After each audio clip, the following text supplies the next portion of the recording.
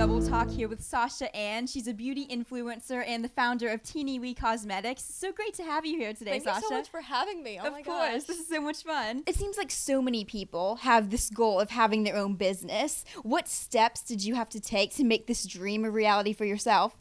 Well, my mom has helped me a lot along the way, and I think that you just need to find the right people to help you and the right sources before you start a company, and you want to make sure that you know what you want to do and not like go off track. A lot of people debate what exactly an influencer is. What does being an influencer mean to you? Because I think it can mean different things for different people depending on what you focus on, right? Yes, totally. So to me, an influencer means that a lot of girls or boys even look up to me, and I want to spread positivity across social media and help empower young girls. As a creator who's been able to carve out a space in the beauty world, what would you say to somebody else who's just looking to get their videos seen? Because I know there's so much noise out there, and sometimes it's difficult to even be seen as an influencer. Yes, so that is really hard. I definitely use a lot of hashtags, and I like to see what's trending, and I don't want to be like everyone else, because if I'm like this other person, then like people are going to go to that person with more followers because they're like, oh, so then they know what they're doing, not her. So I want to be different. Mm-hmm. And speaking of being different, there's something about your line that's very unique that I haven't seen in other beauty lines. What can you tell us more about what that is and what went into that decision to make everything so tiny? At first, I was like, okay, so what is not yet on the market? Mm-hmm.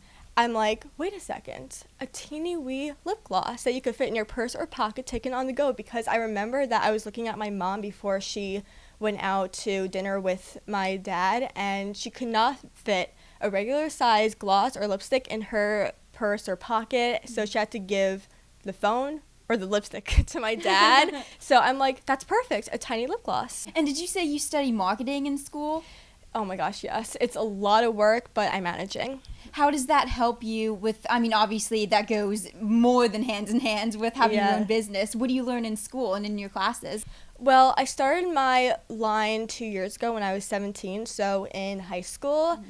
But I definitely learned a lot more since being in college now. They teach me how to market my cosmetics company properly, and I talk to my professors like after class, and I tell them like that I have this company and ask them for advice. I'm not sure if you've seen the documentary that Shane Dawson put out with Jeffree Star. I haven't. It was so interesting to me because it really opened my eyes to a lot of what's going on behind the scenes. And it's like, I feel like when I think about the beauty world and being a beauty influencer and a beauty guru and a creator, it seems so fun and exciting and happy all the time. But I watched that documentary, and I know there's more to it. I mean, that people have been, especially over the last year, there have been feuds, there have been people having to speak out against accusations. And I know it's a big question, but how would you react as a creator yourself as to the state of the beauty community right now? So right now, I feel like the beauty community is very diverse, and I like that. And it does get stressful at times. Of course. It's kind of the nature of what you do, right? Exactly. Yeah.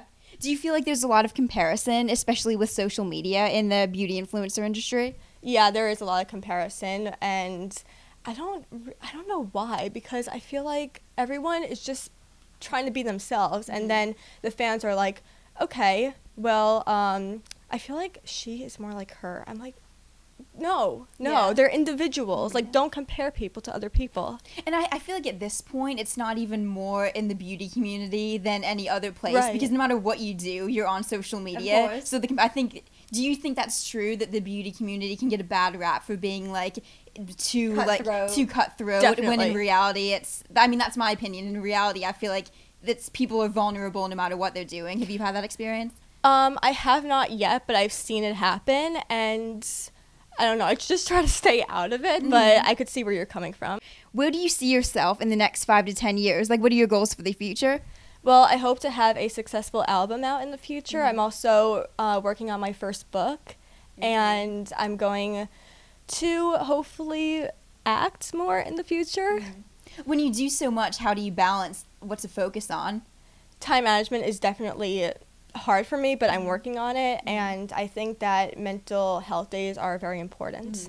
Is it something that you have to decide, like, this is my main focus, this is my Yeah. secondary focus? Yeah. My mom tells me that all the time. I'm like, no, I can multitask. She's like, no, you can't. Pick one. So I hear that you actually have plans to, in the near future, really expand on your line. Can you tell us more about your plans for that?